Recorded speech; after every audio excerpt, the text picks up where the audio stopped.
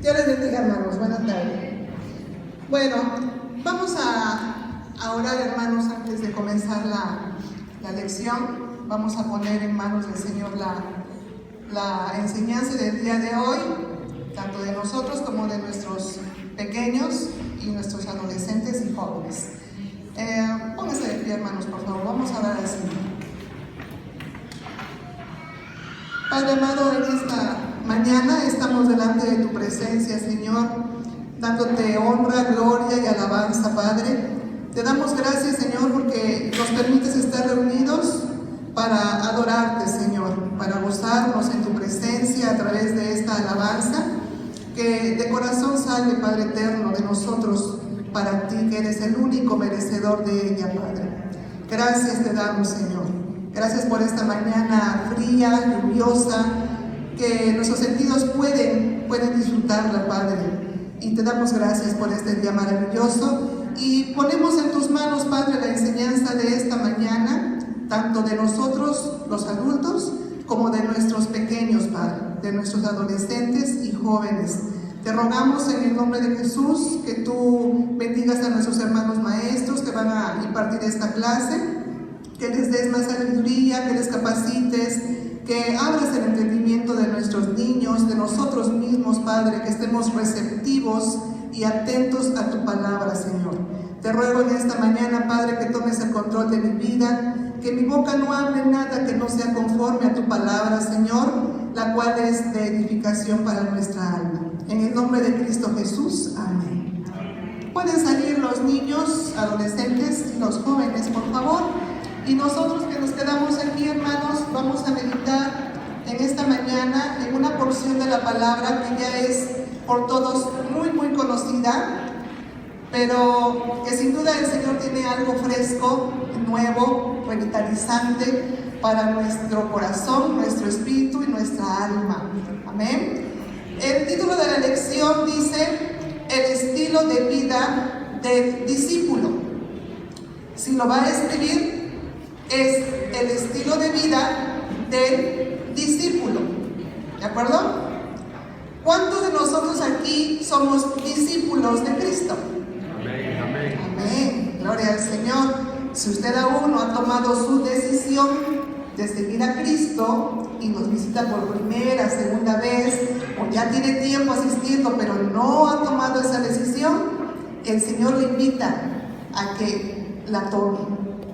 Porque ser discípulo del Señor, hermanos, ciertamente no es algo sencillo, como lo hemos dicho en otras ocasiones, pero está lleno de bienaventuranzas.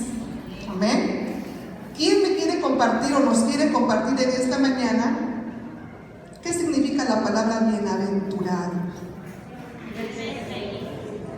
Feliz, feliz y feliz. Amén. 3 veces felices o dichosos. Amén. Eso es lo que significa la palabra bienaventurados, hermanos. Hoy vamos a meditar, como ya ustedes van viendo, acerca de lo que conocemos como el Sermón del Monte. Una enseñanza hermosa y que siempre es de edificación para nosotros. Dice la verdad central, hermanos, de la lección: las bienaventuranzas presentan un patrón de conducta del discípulo cristiano y afirman que la verdadera felicidad se encuentra en el interior de las personas, ¿sí? En las cualidades internas del ser humano más que de sus circunstancias externas. ¿De acuerdo? Esa es la verdad central de esta lección. Vamos por favor a Mateo 5, verso 16. Ese es nuestro texto para memorizar. Y yo le agrego, porque siempre decimos para memorizar, pero yo le agrego para aplicar en nuestra vida. Texto para memorizar y aplicar. Mateo 5, 16. Así como está sentado lo vamos a leer, porque después le voy a pedir que si usted puede se ponga de pie para leer, vaya buscando Colosenses capítulo 3, versos 5 al 17. ¿Ya tienen Mateo 5, 16?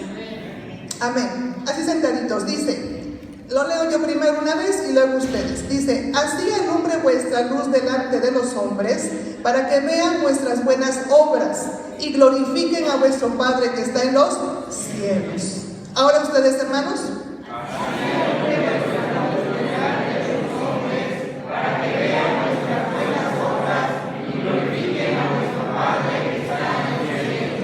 Amén, gloria al Señor. Una vez más todos juntos. Así alumbre vuestra luz delante de los hombres, para que vean vuestras buenas obras y glorifiquen a vuestro Padre que está en los cielos. Gloria al Señor. Bien, ese es nuestro texto para memorizar, téngalo en cuenta porque lo vamos a repetir y a recordar al final de nuestra lección. Vamos ahora entonces a Colosenses capítulo 3, versos 5 al 17. Si ya lo tiene y puede ponerse sobre sus pies, lo vamos a leer todos juntos con entendimiento, hermanos. Con entendimiento. ¿Ya lo tenemos?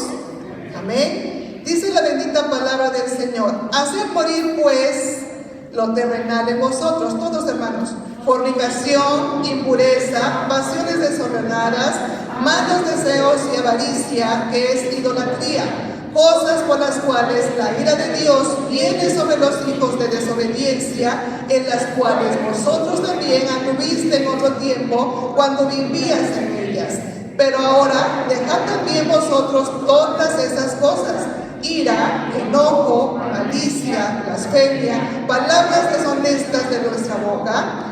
No mintáis los unos a los otros, habiendo despojados del viejo hombre con sus hechos y revestido del nuevo, el cual conforme a la imagen del que lo creó se va renovando hasta el conocimiento pleno, donde no hay griego ni judío, circuncisión ni incircuncisión, bárbaro ni escita, siervo ni libre, sino que Cristo es todo y en todos. Vestidos pues como escogidos de Dios, santos y amados, de entrañable misericordia, de benignidad, de humildad, de mansedumbre, de paciencia, soportándoos unos a otros y perdonándoos unos a otros si alguno tuviere queja contra otro. De la manera que Cristo os perdonó, así también hacedlo vosotros. Y sobre todas estas cosas vestidos de amor, que es el vínculo perfecto, y la paz de Dios gobierne en vuestros corazones, a la que asimismo fuisteis llamados en otro, y sed agradecidos. La palabra de Cristo mora en abundancia en vosotros, enseñándoos y exhortándoos unos a otros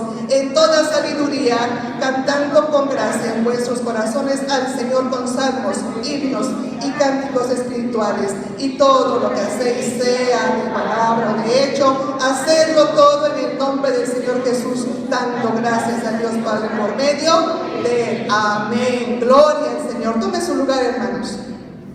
Una lectura, hermanos, que nos exhorta y nos recuerda lo que hemos dicho en otras ocasiones, hermanos, que el Evangelio no nos mejora, no nos hace mejores, nos hace nuevos. Amén. Amén. No somos mejorados. Eso es cierto. El Señor no nos da una manita de gato y volvemos a ser el mismo de antes o en apariencia, no. El Señor hace las cosas nuevas. Y esta lectura, hermanos, es un recordatorio y una invitación para aquellos que aún no han aceptado al Señor en su corazón, que no han decidido, como dije en un principio, ser discípulo de Cristo. Amén. Anótelo bien, Colosenses 3, 5, 17, léalo en casa otra vez, medite en ello, hermano, pídale al Señor sabiduría y entendimiento, porque la palabra que esta mañana el Señor nos trae es poderosa, hermanos. La introducción del tema dice: ¿qué entendemos por valores, hermanos? ¿Alguien quiere compartir qué entienden por valores? ¿Qué son? Hoy en día hablamos mucho de los valores, ¿verdad? En las escuelas, allá afuera, en muchos lugares. Y solemos escuchar frases como: hoy los valores se han ido perdiendo. ¿Sí? ¿Hemos escuchado eso? Los valores se han ido perdiendo. Y eso es verdad, hermanos. Y es verdad por el simple hecho de que el enemigo de nuestras almas hace su trabajo. Él anda haciendo su trabajo. Y mientras nosotros, la iglesia, nos dormimos, o nos distraemos, perdemos el foco de la atención que es Cristo en nuestra vida, el enemigo va ganando terreno, hermanos. Y va atacando a la familia, ¿verdad? Que es el centro de la sociedad, de la base de la sociedad. Y va terminando con los valores. Y hoy podemos ver actitudes de muchas personas, pues que a nosotros nos parecen impropias, ¿sí? Dice aquí la introducción, podríamos decir que valores son los ideales fundamentales que gobiernan la vida y la acción de las personas. Lo repito, valores son los ideales fundamentales que gobiernan la vida y la acción de las personas.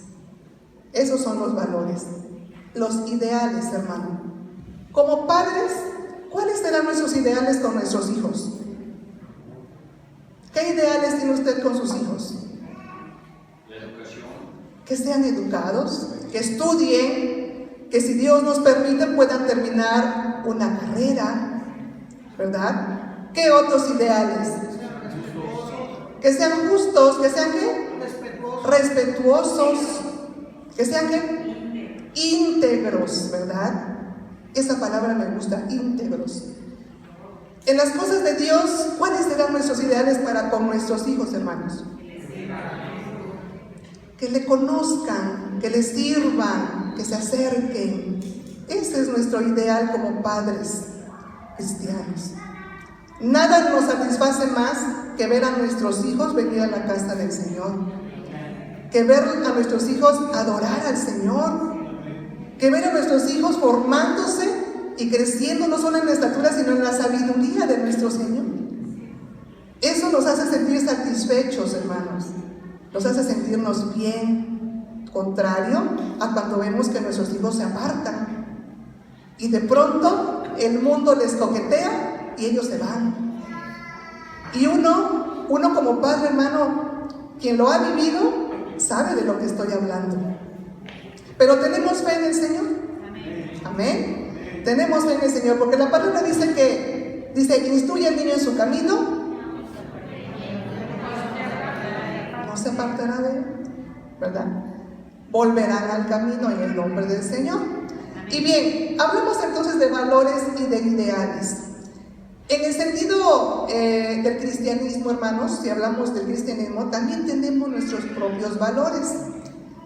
Dice, en ese sentido, el cristianismo tiene sus propios valores, los que le imprimen su carácter único y lo distinguen de cualquier otra forma de pensamiento y de vida en este mundo. ¿Qué es lo que nos distingue? ¿Qué es lo que nos identifica allá afuera, hermanos, como hijos de Dios? ¿Qué es lo que nos da esa identidad? Nuestro comportamiento, nuestras actitudes. Eso es lo que nos identifica allá afuera. Vivimos ciertamente en un mundo lleno de calamidades, en un mundo caído, en un mundo corrupto, ¿verdad? Y cada vez, en vez de ver que mejore el mundo, vemos que va para atrás y se va empeorando todo, ¿no? Y los hombres fundan su esperanza en los gobiernos, pero nosotros como hijos de Dios fundamos nuestra esperanza en el Señor.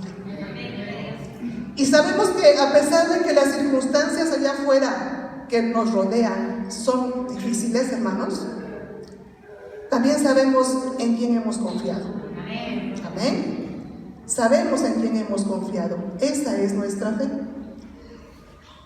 Dice acá, las cualidades internas del creyente son su sello. Son lo que identifica a un creyente en Dios. No solamente el creer en su palabra, hermanos, sino el vivir su palabra a pesar de sus circunstancias. Conozco de una hermana que sus circunstancias no son nada buenas. Está postrada en cama, con 2 hijos enfermos. Y yo cuando les saludo, hermanos, a mí me estremece porque le pregunté, ¿cómo está, hermana? Y ella me dice, bendecida mi vida, bendecida. Y está postrada, hermanos, sin apoyo, sin esposo, sin más familia. Y esa mujer en esa circunstancia me da una gran lección y me dice, cuando le pregunto, hermana, ¿cómo está? Y me dice, bendecida mi vida, y con una alegría y un gozo, hermanos, de verdad, que yo le creo. ¿Y quién le da ese gozo, hermanos? El Señor. Si ella viviera de acuerdo a sus circunstancias, dejando de lado al Señor, sería una persona resentida con la vida, amargada, frustrada, enojada, porque eso es lo que hace en el corazón de una persona cuando no tiene a Cristo, vive sin esperanza. ¿Sí es cierto? Así que admiro mucho a esta hermana porque a pesar de su circunstancia, ella se siente bendecida y refleja además esa bendición, hermanos. La refleja a pesar de la circunstancia. Bien, esta lección se divide en dos partes. La primera se llama los valores del discipulado cristiano. ¿Cuántos de ustedes, no me levante la manita, solo es una pregunta para ustedes mismos, cuántos de ustedes ya han realizado su discipulado? Aquí en la iglesia se imparte un discipulado, si lo saben, ¿verdad? Si lo saben. ¿Cuántos de ustedes? Yo veo, por ejemplo, a mi hermanita Saraí, que se acerca a invitar a los hermanos a que hagan su discipulado. Pero ¿cuántos de nosotros nos acercamos al pastor o a mi hermanita y le decimos, hermana, yo quiero hacer el discipulado? ¿Cuántos mostramos ese interés por seguir aprendiendo del Señor? Miren, hermanos, si hay algo cierto en esta vida es que nunca dejamos de aprender. Nunca. En lo secular, nunca. Más en las cosas del Señor. Nuestro aprendizaje en las cosas del Señor debe ser continuo, hermanos. Continuo. Eso debe ser pan de cada día para cada uno de nosotros. ¿De acuerdo?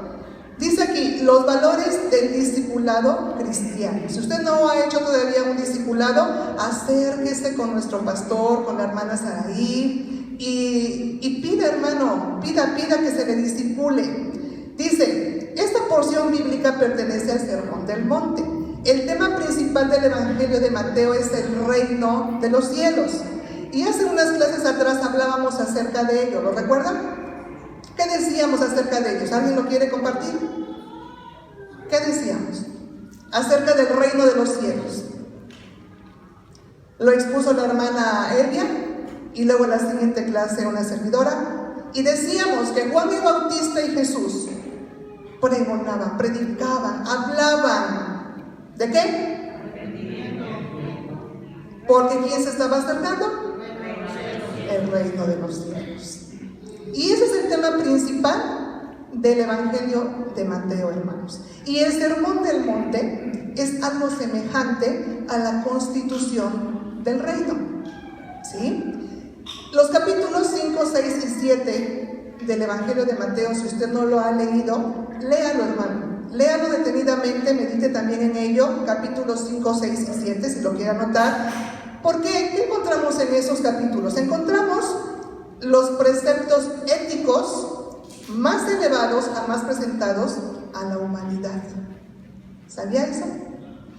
Capítulos 5, 6 y 7 del Evangelio de Mateo contiene los preceptos éticos.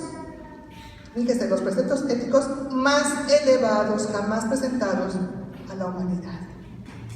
Y hoy, poco más de 2000 años después, siguen vigentes, hermanos, porque la palabra permanece para siempre. La palabra no fue escrita solo para los primeros cristianos, no fue escrita para los judíos nada más, fue escrita para nosotros y para nuestra época. Y si el Señor no viene antes, seguramente también para los que vienen detrás de nosotros. Amén. Bien, después de casi 2000 años, hermanos, estos preceptos éticos continúan siendo un verdadero desafío para el alma, para el espíritu del ser humano. Porque hemos dicho en otras ocasiones que cómo nos cuesta obedecer, ¿verdad? ¿Cómo nos cuesta sujetarnos, hermanos? Eso es algo muy propio del ser humano. La obediencia, hemos dicho también, que es una virtud que se va aprendiendo conforme vamos creciendo y se va ejercitando. Así que, después de casi 2000 años, estos preceptos éticos siguen vigentes y son la base que rigen muchos de los preceptos éticos en lo secular. ¿Sabía usted eso? Muchas de las constituciones políticas de muchos países están basados en estos preceptos, en la palabra del Señor. ¿Sí? Y bueno, vamos a dar comienzo entonces ya a nuestra clase. Lo primero fue introducción. Vamos todos por favor a Mateo 5, verso del 1 al 12. Allí encontramos lo que conocemos como el Sermón del Monte o las bienaventuranzas. ¿Cuántos de ustedes la han leído? Amén, todos, ¿verdad? ¿Quiénes se la saben de memoria? A lo mejor no de memoria todo corridito, pero sí nos la sabemos. O cuando nos la mencionan, la recordamos y ahí la tenemos, ¿verdad? Bueno, vamos al verso número 1, hermanos. Ya saben que me gusta irme despacio. Espero que el tiempo me dé para que vayamos analizando verso por verso. Dice, el Sermón del Monte, las bienaventuranzas. Verso número 1. ¿Alguien quiere darle lectura? Viendo la multitud, subió al monte y sentándose, vinieron a él sus discípulos. Gracias, hermano Abel. Un verso pequeño, hermanos, pero les aseguro que de este podríamos sacar, no una, muchas enseñanzas y muchos sermones, que no es lo mismo. Dice el verso, viendo la multitud, subió al monte. ¿Quién subió al monte? El Señor Jesús. Y sentándose vinieron a él, ¿quiénes? Sus discípulos. Dos cosas importantes a notar en este verso, hermanos. Número 1, el lugar. ¿Dónde era? En el monte. ¿Por qué el monte? ¿Saben ustedes que para los judíos, hasta nuestros días, los montes representan algo especial, algo importante? ¿En dónde el Señor le entrega las tablas a Moisés? En donde lleva a Abraham a sacrificar a su hijo. ¿En dónde está Jerusalén? En un monte. ¿En dónde fue crucificado nuestro Señor? En un monte, en el Gólgota, ¿verdad? Los montes representan bíblicamente algo muy importante para nosotros, hermanos, no solo para los judíos, para nosotros también. En el monte, hermanos, es en donde el Señor se encuentra con el hombre, es decir, en donde confluye lo divino con lo humano. Vean qué maravilla. Ese es el significado del monte. Hermoso, ¿no? Yo escuchaba de un varón judío que se convirtió a Cristo. Y me impresiona su testimonio porque él pregunta, y bueno, ¿tú cómo te convertiste a Cristo si eras un judío ortodoxo, ¿no? Y él cuenta, dice, es que yo me voy un día a la montaña, al monte, a una fiesta, dice, porque aún siendo judío le gustaba la música metálica. Y entonces se va de fiesta, pero yo no tomo ni fumo ni nada, ni me drogo, dice. Entonces, cuando yo llego, dice, todos están drogados, tomados en la fiesta, y soy el único sobrio. Entonces me encargan, pues, cuidar a todos. Y en eso de que cuido a todos, llega un hermano en Cristo hoy, dice, con su guitarra, porque era el lugar en que él acostumbraba ir a tener su devocional con el Señor, en un monte. Y en ese mismo monte había esa fiesta. Y en ese monte, dice él, yo conozco a Cristo. Por ese amigo, ese ex compañero de la escuela, dice él. Y me dice, oye, ¿y alguien te ha hablado de Jesús? Y le dice él, Jesús, él era compañero nuestro en la escuela o algo así, no lo recuerdo, dice. No, dice, Jesús, el Mesías. Él era judío, imagínense el impacto, ¿no? Y bueno, él empieza a hablar acerca de su conversión. Pero llama mi atención cuando yo leo esto, hermanos, que este varón dice que el Señor llegó a su vida en un monte. Así que, hermano, a mí me gusta, aquí tenemos montes por todos lados, ¿verdad? Vivimos en un valle, para donde voltea hay montes, ¿verdad? Es un deleite poderse ir allá a la montaña y tener un rato de intimidad con el Señor, hermano. No sé cuántos de ustedes lo hayan hecho. Pero si usted se va un día a la montaña, hermano, tempranito, y usted tiene su momento de intimidad con el Señor, es una cosa maravillosa. De verdad. Y hoy que usted ha aprendido acerca de la importancia del monte, tómelo más en cuenta. Y agárrese un día a su esposo, a su esposita, a sus chiquillos, háganse unas buenas tortas y váyanse al monte a adorar al Señor. Algo maravilloso ha de suceder ahí, hermanos. ¿Sí? Bien, la segunda cosa importante de este verso, hermanos, es que hay dos grupos de personas en ese monte. ¿Quiénes son? La multitud y los discípulos. Ahora yo pregunto, ¿a cuál quiere usted pertenecer? ¿A la multitud o a los discípulos? Y le voy a decir por qué le pregunto esto. La multitud. ¿Qué es una multitud, hermanos? Mucha gente. Todos hemos visto multitudes, ¿verdad? En manifestaciones, desfiles, qué sé yo, multitudes. Bueno, la multitud, hermanos, se deja contagiar por lo que ve, por lo que oye. Ajá. ¿Usted ha visto de pronto imágenes en donde hay conciertos y todo el mundo brinca y salta sin ton ni son? Porque se contagian entre ellos, porque están viviendo la emoción. Eso quiere decir que las multitudes son manipulables, son manejables. Ajá. Siguen ideologías, siguen modas, tendencias, dicen los chicos, hoy están tendencia, ¿no? Se dejan llevar por el estilo de música, de la ropa, de lo que está de moda. Esas son las multitudes. Pero los discípulos, ¿quiénes son los discípulos? Un discípulo sabe qué cree, sabe en quién cree y sabe para qué. Y en todo eso, hermanos, hay un propósito y por lo tanto un compromiso. ¿De acuerdo? Así que, ¿de qué grupo quiere ser usted? ¿De la multitud o de los discípulos? Mediten eso, hermano. Vamos, por favor, vamos a Jeremías 15:16. 15:16.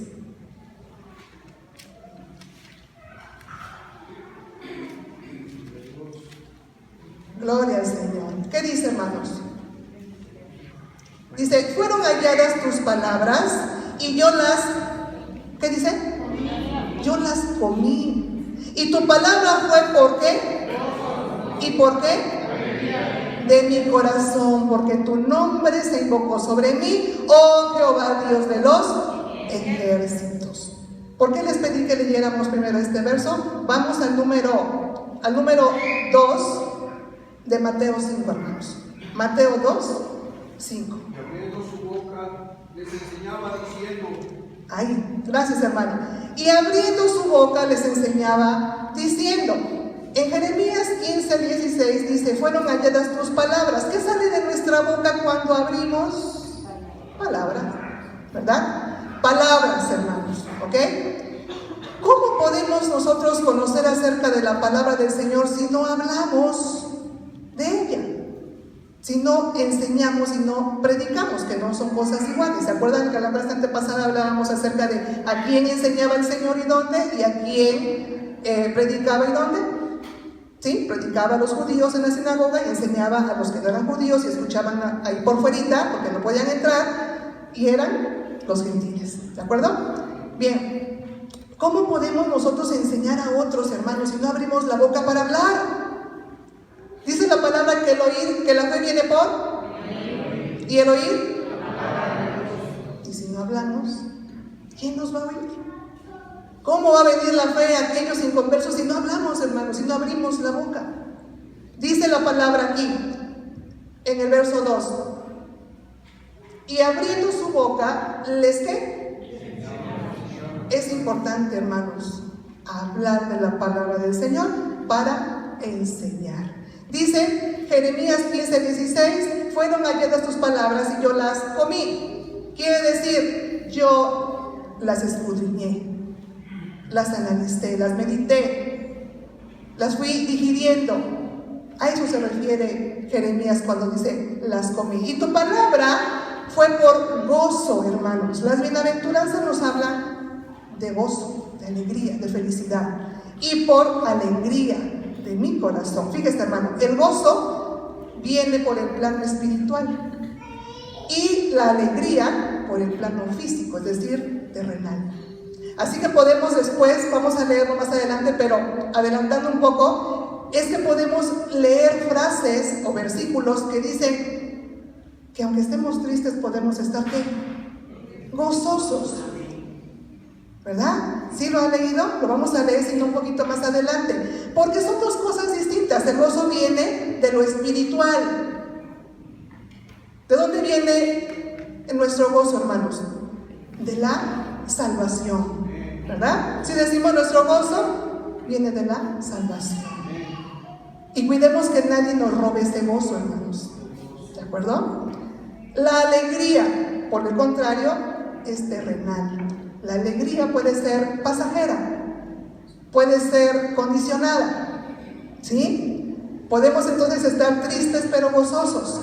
Las dos cosas se pueden.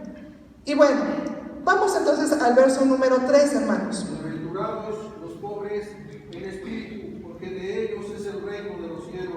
Gracias, hermano. Aquí ya entramos a la parte que me gusta de este sermón. Bienaventurados, felices, felices y otra vez felices. ¿Quiénes? Los pobres de espíritu, porque de ellos es el reino de los cielos. ¿Quiénes serán los pobres de espíritu, hermanos? ¿Quiénes se imaginan ustedes que son los pobres de espíritu? ¿Qué será ser pobre de espíritu? La gente desanimada. La gente desanimada. La gente que necesita a Dios, reconoce que necesita a Dios. La gente que reconoce que necesita a Dios. Fíjese, esta frase de los pobres de espíritu, hermanos, se puede traducir como humildes de corazón. Humildes de corazón. Dice acá, algunos estudiosos de la palabra le llaman al Sermón del Monte también la teoría de Jesús sobre la felicidad. ¿Cuántos de ustedes saben, hermanos, que, o tal vez nosotros vimos en otro tiempo, también lo hicimos, y buscamos la felicidad en las cosas vanas y pasajeras de la vida, ¿verdad? En lo temporal, en lo pasajero. Dice la palabra que lo que se ve no dura, dura lo que no se ve. Y muchas veces, hermanos, nosotros a lo mejor nos vimos en esa circunstancia de buscar la felicidad en donde no la había. Hay un canto que así dice, ¿se acuerdan de ese canto? Gozo yo buscaba, ¿te acuerdas que dice así? Pero no lo hallaba. Porque no buscábamos correctamente, hermanos. Porque la gente busca la felicidad de muchas maneras y piensan que lo temporal les va a otorgar felicidad, y es una rotunda mentira. ¿Y una mentira de parte de quién? Del padre de mentira, ¿no es cierto? Y entonces la gente se va a yo le llamo la oficina de la mentira, ¿no? En donde gobierna Satanás, el enemigo de nuestra alma. Y entonces le pone a la gente el montón de cosas que le dice, ven y aquí vas a ser feliz, y cómprate este auto, vas a ser feliz, y cómprate esta ropa de marca, mira, está en oferta, ahorita viene el Buen Fin, ¿no? Y sus pantallotas, y la gente va y compra, porque quiere fundar su felicidad en donde no la hay, hermanos, en lo temporal. Porque usted ha visto jóvenes, yo he visto jóvenes que se afanan por tener hoy un par de tenis que son la moda, y tenis de, vaya, un valor no se puede imaginar, hermanos, o tal vez sí, pero ese chico se los puede comprar hoy y mañana sale otro modelo y ya quiere ser, porque ya no le satisface. ¿Sabe por qué, hermanos?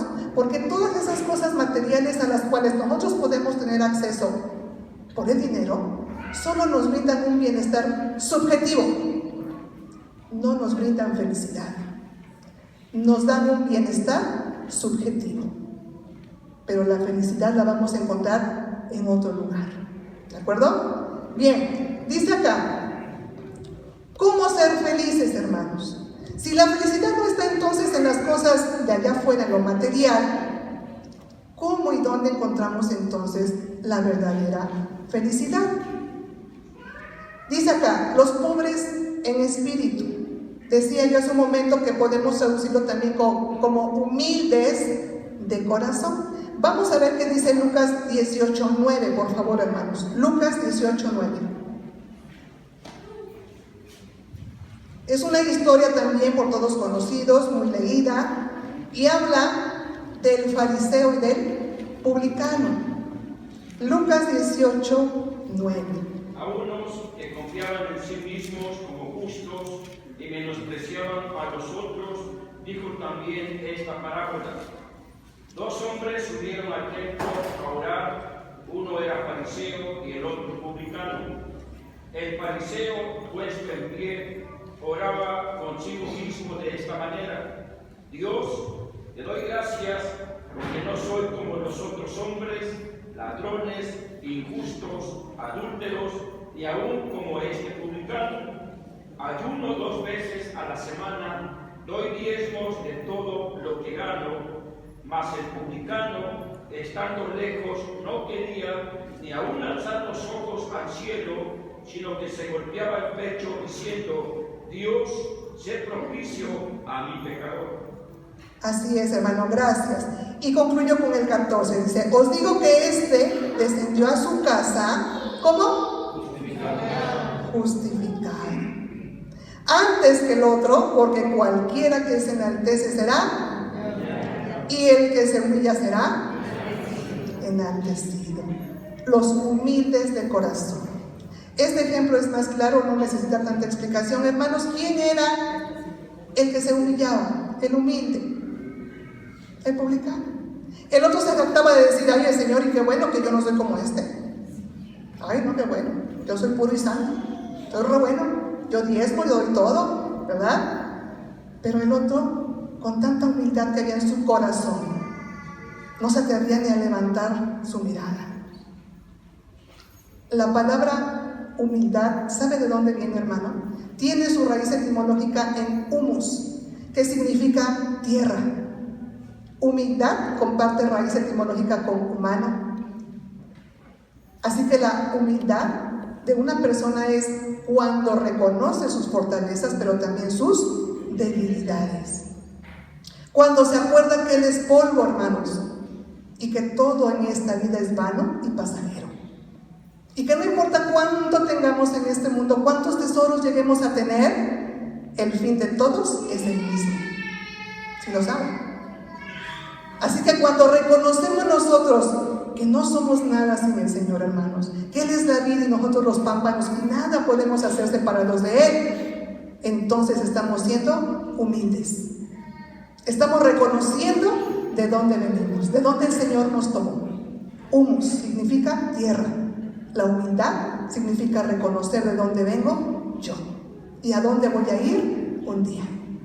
¿De acuerdo? Y eso, hermano, nos tiene que enseñar a nosotros a no enaltecernos. A que si tenemos un poco más que otro, hermano, el Señor no se lo dio para que lo guarde debajo del colchón, Lo dio para que usted ayude a otros. Para que usted sea de bendición para otros, hermanos. ¿De acuerdo? Así que nadie se vanaglorie por lo que tiene. ¿Qué decía el rey Salomón? Fue el hombre más acaudalado de su época, ¿verdad? Lo tenía todo. Tenía un ejército, tenía un reino, tenía un palacio. Bueno, hasta 1000 mujeres tenía el hombre. Lo tenía todo. Yo creo que ha sido el único hombre sobre la tierra que ha disfrutado de los más grandes y mayores placeres del mundo. No le faltaba nada. ¿Y qué fue lo que dijo al final de sus días, hermanos? Vanidad de vanidades, ¿verdad? Todo es vanidad. Todo es vanidad. Yo escuchaba o leía, no recuerdo, de una historia secular, un cuento de un rey que pide que el día que él muera lo lleven en su féretro con las manos de fuera, para que vieran que iba a la muerte y nada se llevaba, con sus manos vacías. Alejandro Magno, es cierto, hermano. Bien, vamos a continuar entonces. Los pobres en espíritu. Hermanos, reflejemos humildad. Si queremos ser merecedores del reino, debemos ser humildes, pobres de espíritu, humildes de corazón. Verso número 4. ¿Estoy bien? Bienaventurados los que lloran, porque ellos recibirán consolación. Gloria al Señor. ¿Cuántos de ustedes han llorado, hermanos? Todos hemos llorado, ¿verdad? Desde niños, porque nos caemos, porque la mamá se fue y ya quiero que venga. Desde niños, aquí no hay nadie que no haya llorado, hermano. Por alegría, por tristeza, por añoranza, por frustración, por coraje, por lo que sea, hermanos. Pero todos hemos experimentado el lloro, ¿es cierto? Bienaventurados, dice la palabra, los que lloran, porque ellos recibirán consolación. Ahora, nosotros que conocemos al Señor, ¿seguimos llorando? Sí, claro que seguimos llorando, hermanos, ¿verdad? Tenemos muchas razones para llorar. Esa es la verdad. Pero los que lloran, dice la palabra, recibirán consolación. Ahora, ¿cuáles son las razones por las que nosotros lloramos hoy en día? Son muy distintas a las que tal vez nos producían el llanto en el pasado, ¿no es cierto? Hoy lloramos por cosas diferentes. Pero sabe, hermano, nuestro lloro como creyentes en Cristo tiene que ser por el clamor, por el sentir esa hambre por las almas perdidas, hermanos. De verdad, ¿a cuántos de ustedes les produce dolor ver que allá afuera a mucha gente que vive sin el Señor, que van a una eternidad sin el Señor, hermanos? Que ahí la importancia de que abramos la boca y que hablemos de Él, ¿de acuerdo? Dice la palabra bienaventurados, es decir, felices, aquellos que lloran, porque ellos recibirán ¿qué? Consolación. Y en el lenguaje bíblico, consolación se refiere a consejo y ayuda. ¿Cuántos de ustedes cuando han llorado ha llegado alguien a consolarlos? Amén. ¿Y qué nos dicen, hermano, cuando nos consuelan? A muchos lo primero que nos dicen es: ya no llores, ¿verdad? Y uno ponga a decir: déjame llorar, ¿no? Déjame sacar esto. Eso es bueno, llorar es bueno, hermano, ¿sí? Pero recibimos la consolación, es decir, el consejo y la ayuda. Ahora, ¿cuántos de nosotros hemos consolado a alguien que llora? Yo creo que todos, ¿verdad? En algún momento. A un niño que se cae, le suba por las rodillas y le decimos: sana, sana, ¿no? Y ya, vámonos, sigue corriendo. A una hermana en Cristo porque ha tenido una pérdida, y vamos y le aconsejamos: acércate al Señor, y en qué te puedo ayudar, qué necesitas, háblame a la hora que sea, no importa, yo ahí voy a estar. Ese es el consuelo, hermanos. Yo no sé si ustedes tienen otra definición de consolación, pero bíblicamente es eso: recibir consejo o dar, y recibir o dar ayuda. ¿Y de quién recibimos mayor consejo y ayuda cuando lloramos? Del Padre. ¿Y dónde lo encontramos? En su palabra. Amén. Esto es así, hermanos. Bien, vamos entonces ahora al verso número 5, hermanos. Bien, bienaventurados los mansos, porque ellos recibirán la tierra por heredad. Gracias, hermano. Dice: bienaventurados los mansos, ellos también van a recibir como heredad la tierra. ¿Quiénes serán ahora entonces los mansos, hermanos? No confundamos la palabra, ya sé que algunos andan pensando, porque muchos decimos así, ¿verdad? O he escuchado gente que así dice: es que no, la Biblia me enseña a ser manso, pero no. ¿Verdad? No lo voy a decir, ya lo pensé, ya lo dije. Bien, ¿quiénes son los mansos, hermanos? ¿Qué es la mansedumbre? ¿Sabe usted que la mansedumbre es parte del fruto del Espíritu Santo? A veces decimos mal dicho los frutos del Espíritu Santo, pero en realidad es el fruto, es uno, que incluye varios aspectos, ¿sí?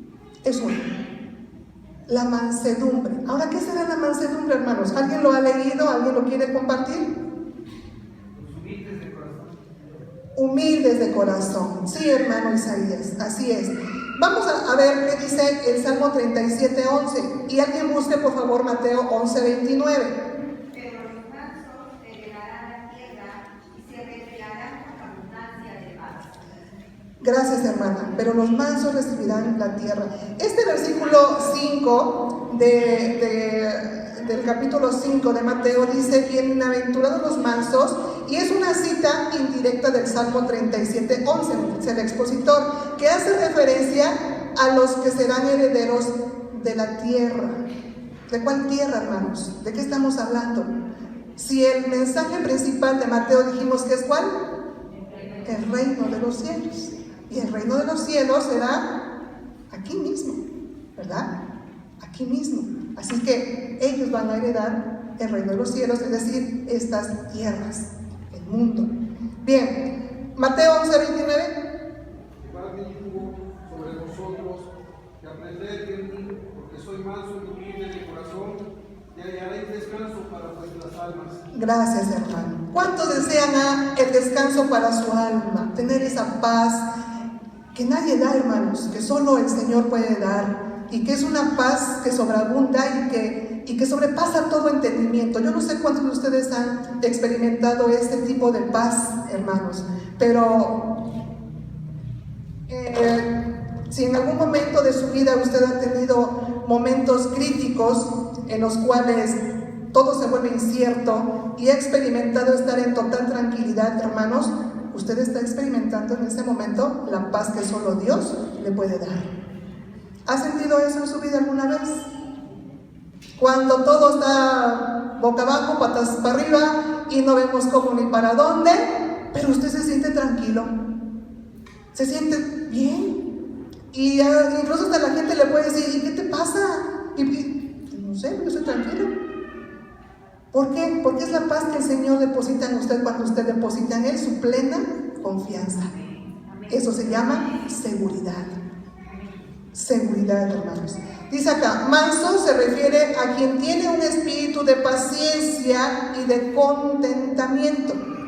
Paciencia y contentamiento. Eso es lo que podemos experimentar en las etapas duras de nuestra vida, hermanos, cuando las cosas no van bien, pero nos sentimos con una paciencia, ¿verdad? Y con un contentamiento. Hace rato, los cantos que hoy el hermano Alfredo dirigió, los estaba yo escuchando, hermanos, y digo, no hay nada de casualidad en ellos, todo es causalidad en Cristo. Y de verdad, hablaba del contentamiento, del gozo, ¿no? Del estar contentos. No sé si ustedes recuerdan los cantos que acabamos de cantar al Señor, pero la persona mansa es aquella que puede sentirse en total y absoluta paz, aunque a su alrededor el mundo se le esté viniendo abajo. Y esa paz solo la puede experimentar la persona que deposita plena y absolutamente su confianza en el Señor, porque sabemos que Él tiene el control de todo, mis hermanos. Solo hay que ser un poco pacientes. Dice, son quienes están dispuestos a conformarse con una honra muy pequeña aquí abajo. Sabe sufrir heridas sin tener rencor y nunca se ofende. ¿Será posible esto, hermano? Dice, sabe sufrir heridas sin tener rencor y nunca se ofende. ¿Será posible? Humanamente, hermanos, separados del Señor, no es posible. Por eso hay tanta gente resentida allá afuera, frustrada, amargada, y claro, todo eso impacta en su salud física, y vienen contracturados, y andan con la gastritis y todas las itis que son inflamaciones, porque viven así. Pero cuando usted vive en Cristo, hermano, y usted está consciente de cuánto el Señor le ha perdonado, es imposible que usted no perdone a su prójimo. Así que toda ofensa, toda calumnia que viene sobre usted cuando usted está en Cristo, ya no importa, hermano. Usted tiene la capacidad completa de poder perdonar a esa persona y continuar con su vida y desearle que el Señor le bendiga, porque lo va a necesitar en un momento de su vida. Amén. Así que esas personas, hermanos, por supuesto, como creyentes, no debemos desearles mal, porque ellos solo se buscan su mal. La vida es así. Dice acá, el término manso en la Biblia significa humildad. Lo dije hace rato, viene de la raíz humus, que significa tierra. Ausencia de pretensión, disposición a sufrir ofensas sin reaccionar. el comentario bíblico Mundo Hispano dice, ¿es posible ser manso? Vamos a Gálatas 5, 22, 23, hermanos. ¿Qué dice? ¿Que sí o que no? Ahí está la respuesta. Gálatas 5, 22, 23. Mas el fruto del Espíritu es amor, gozo, paz, paciencia, benignidad, bondad, fe, mansedumbre, templanza. Contra tales cosas no hay ley. Amén, gracias hermana, así es. Así que la pregunta ¿es posible ser manso? Y la respuesta en Gálatas dice que sí. Sí, para aquellos que se someten al Espíritu Santo de Dios y se dejan ser guiados por Él. Sí es posible, hermanos. Bien, dice, por lo tanto, el carácter del manso lo da el Espíritu Santo a aquel que se somete a Él. Ahora, no confundir mansedumbre con debilidad. ¿De acuerdo? Porque hay un hilo muy finito, hermanos, entre la humildad, ¿sí?, y la debilidad. Son dos cosas muy diferentes. Dice, los mártires fueron mansos, pero no débiles. Fueron personas fuertes, aunque mansos. ¿Alguien recuerda algún mártir en la fe? Esteban, el protomártir. Hablábamos de él también hace algunas clases atrás, ¿verdad? Los mártires, ellos aceptaron ir a una muerte por causa de Cristo y lo aceptaron con mansedumbre, no con debilidad. Ellos se mostraron fuertes hasta el final. ¿Y cómo demostró Esteban esa fortaleza? ¿Qué fue lo que dijo al final? Perdónalos. ¿Por qué? Así es. Entonces, la respuesta es: sí se puede. Sí se puede recibir ofensas, pero no sentirse agraviado, hermanos. Recordemos esta porción de la palabra, Esteban, ¿verdad? Y cuando yo leía esto recordaba a algunos otros que también murieron por creer en Cristo, por su fe. Y unos de ellos eran los primeros cristianos, la iglesia primitiva, hermanos. ¿Usted recuerda qué sucedía con los primeros cristianos? Los llevaban a Roma para ser parte ¿de qué? De un espectáculo público. Y eran muertos allí de una manera atroz, bárbara. Y yo no sé aquí cuántos de ustedes vengan de la religión popular, pero yo mucho tiempo no supe por qué esto del persigno, ¿no? De persignarse. Pero en alguna ocasión leyendo me encuentro con algo. Y saben ustedes que esto surge precisamente allí. La filosofía griega le puede llamar a esto estoicismo. No sé quién haya leído acerca del estoicismo. Es básicamente aguantar, ¿no? Aguantar y aguantar y aguantar. Eso es el estoicismo. Y estas personas iban a una muerte segura por su fe, hermanos. Pero yo descubrí algo ahí, y lo voy a compartir. Las personas, los primeros cristianos que llegaban al Coliseo para morir en ese espectáculo por demás atroz, lo que hacían era dirigirse al César. Y por supuesto, como César estaba lejos y no escuchaba lo que ellos decían, estas personas, esos primeros creyentes en Cristo, lo que decían era: aunque tú me vayas a matar, y estiraban sus brazos y decían: aunque tú me vayas a matar, yo creo en Dios con toda mi mente, con todo mi corazón, y señalaban sus brazos, y con todas mis fuerzas. Y de ahí nace esto de persignarse. Yo creo en Dios con toda mi mente, con todo mi corazón, señalaba sus brazos, y con todas mis fuerzas. Y de ahí viene eso. Y bueno, iban con una actitud de mansedumbre a morir por su fe. Bien, hermanos, vamos a continuar porque el tiempo, ese reloj a mí me va correteando. Pero bueno, vamos entonces al verso número 6, nos quedamos en el 6. Bienaventurados los que tienen hambre y sed de justicia, porque ellos serán saciados. Hambre y sed, gracias hermanos. Son dos aspectos importantes, hermanos, a destacar para nuestra vida. Todos sentimos hambre y todos sentimos sed. Son dos necesidades básicas para que podamos vivir, hermanos, ¿sí? El hambre y la sed. Pero en este caso, hermanos, se refiere al anhelo profundo en el plano espiritual. ¿El anhelo profundo de qué, hermanos? De hacer la palabra del Señor, porque esa es la justicia, ¿sí? Dice, tenemos sed y hambre de justicia, de buscar ser rectos delante del Señor. A eso es a lo que se refiere. Dice, porque ellos serán saciados. Vamos al verso 7, hermano, vámonos más rapidito. Bienaventurados los misericordiosos, porque ellos alcanzarán ¿qué? Misericordia. La misericordia es la inclinación a sentir compasión por los que sufren y ofrecerles ayuda. Cuando nosotros vemos a alguien sufrir, hermanos, nos conmovemos, ¿no es cierto? Si nosotros somos llamados hijos del Señor, es imposible que no podamos sentir esa necesidad que otro pueda tener en un momento dado, o el sufrimiento que pueda pasar o estar pasando una persona. Ser misericordiosos, como también el Señor tuvo misericordia de nosotros, hermanos. Recordemos eso, porque miren, ciertamente nosotros somos imitadores de Cristo. Eso es un verdadero discípulo del Señor. Así que debemos recordar que el Señor fue misericordioso con nosotros, hermanos, y que nosotros estamos obligados en esta imitación a Cristo a ser misericordiosos con los demás. ¿De acuerdo? No importa quién sea, hermano, tenemos que ser misericordiosos. Vamos entonces al verso número 8.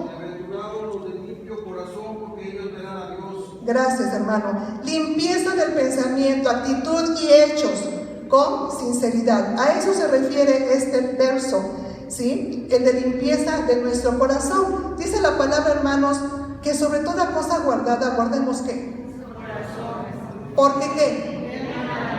Porque de él mana la vida. El corazón, hermanos, es algo muy importante en la vida de todos, ¿verdad? Deja de latir y ya nos fuimos, ¿no? Pero el corazón tiene otra connotación en el sentido espiritual. ¿Qué es lo que demanda de nosotros el Señor cuando lo aceptamos? Nuestro corazón.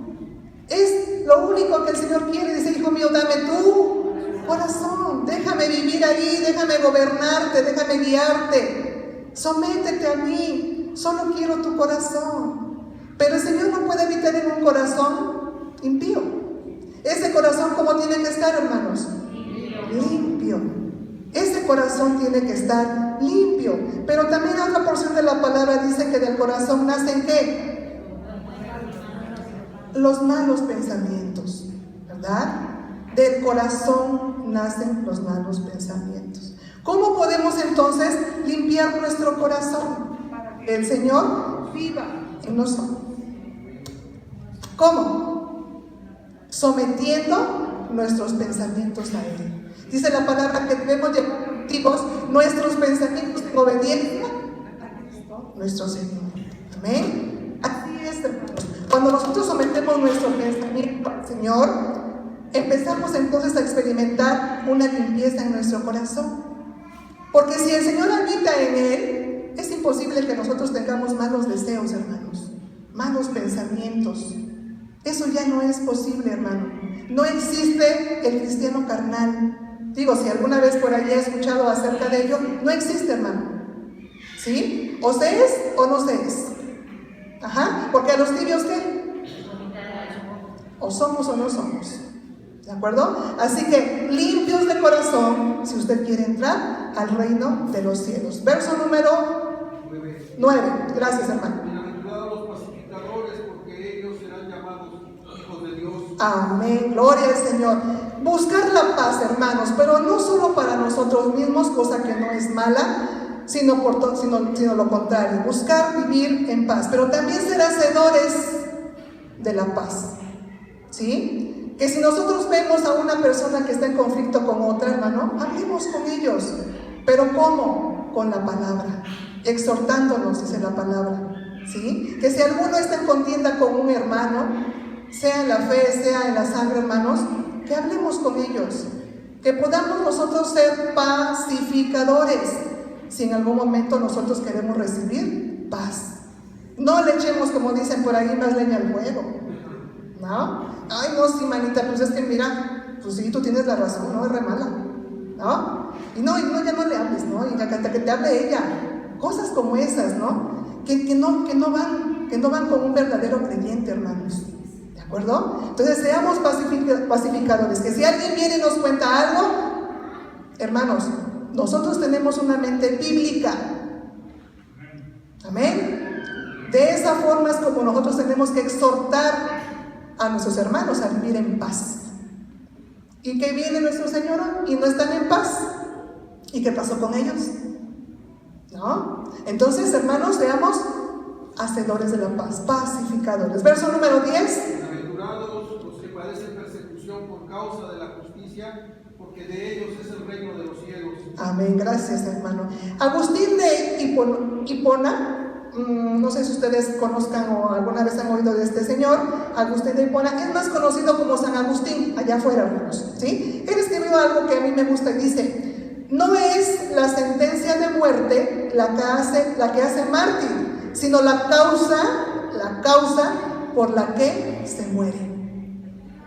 ¿De acuerdo? La causa por la que se muere, hermano. Y si usted y yo un día morimos por causa de Cristo, ¿cuántas veces felices seremos? 3. Bienaventurado, hermano, feliz, sea feliz, y por la causa de Cristo usted un día pierde su vida. Porque ¿quién le espera del otro lado? El Señor. Amén. El Señor. Así que, hermanos, bienaventurados aquellos que por la causa del Señor son perseguidos, son vituperados, les levantan falsos. ¿A cuántos nos suena algo familiar eso?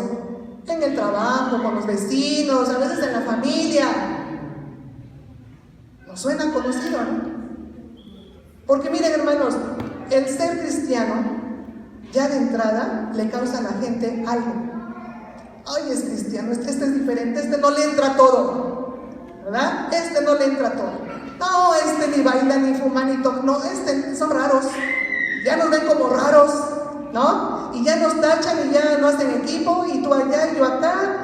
Pero no se dan la oportunidad, no, porque es que me va a empezar a hablar. No, me va a querer convertir a su religión. Esa es la primera idea que tienen cuando se topan con un cristiano. Pero hermano, vamos a ir a la última parte ya, porque el tiempo ya me ganó. Hermano, el Señor nos ve a nosotros como discípulos, como la sal y la luz del mundo. Amén.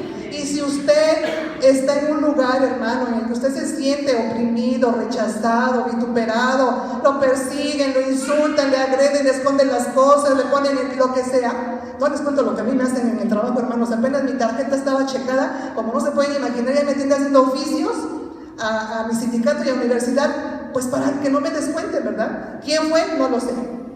Pero hubiera visto mi tarjeta de checada, era un chilaquil, ¿no? Y cuando voy y la reviso, y digo, ¿y ahora qué hago? No, pues hacer oficios, a meterlos al sindicato y a la universidad, pues para evitar los descuentos injustificados, ¿sí? ¿Obra de quién es? Pues de alguien a quien no le caigo bien, de alguien a quien a lo mejor le dije, te invito un día, o mira, la palabra dice, ¿verdad? Pero bueno, el Señor que la bendiga. Ajá. Y bueno, hermano, somos la sal de la tierra, somos la luz del mundo. Y usted tiene que entender eso, hermano, que el lugar en donde el Señor le ha llevado es el lugar en el que usted tiene que estar, ¿sí? Y yo, cuando recién llegué aquí ya hace muchos años a la universidad, yo me quería regresar a la otra facultad de la que yo venía, de la Facultad de Biología en Peñuela, y yo me vine aquí a la Facultad de Medicina. Y los primeros días, hermanos, yo les juro, me quería regresar, aunque me quedaba más largo el tramo, me llevaba más tiempo, porque había gente que me hacía la vida, como decimos, de cuadritos. Pero resistí al diablo, hermanos, y él huyó de mí. Y mantuve mi paz, y el Señor peleó mi batalla. Amén. Hoy ninguno, excepto una de ellas, está allí trabajando, las demás se fueron. Y yo sigo allí, permanezco allí. Pero tuve que entender muchas cosas, hermanos, que el Señor me había plantado en ese lugar para compartir su palabra, no para contender con ellas ni con ellos, sino para hablarles del amor de Cristo que no tienen en su corazón y que por eso actúan de esa manera, y que yo les entiendo, y que a pesar de todo les amo, porque miren, hermanos, si trabajo duro tenemos es amar a los que no nos aman. Porque ¿qué de bueno tiene amar al que nos ama?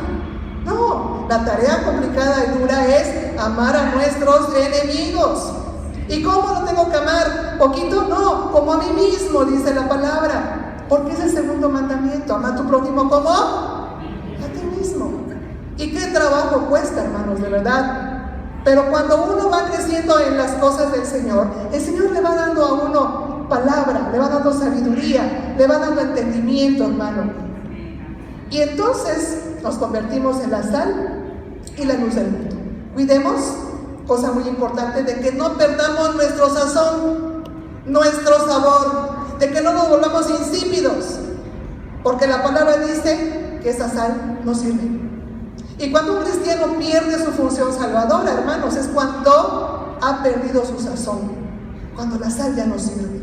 Y la luz, hermanos, vivimos en un mundo de oscuridad, pero somos la luz del mundo.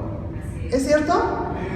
Entonces, iluminemos. Somos el reflejo de un Señor maravilloso, único y verdadero que existe en nosotros, que es Dios. Seamos reflejo de Él en cualquier lugar que nos paremos, hermano. Reflejemos a Cristo nuestro Señor. Iluminemos los lugares a donde vamos. Allá afuera hay mucha necesidad, hermano. Usted es luz en la oscuridad. Y ha sido llamado a eso, a predicar las buenas nuevas del Evangelio. Amén. Así que póngase de pie, hermanos. Vamos a orar para despedirnos y dar gracias por la clase.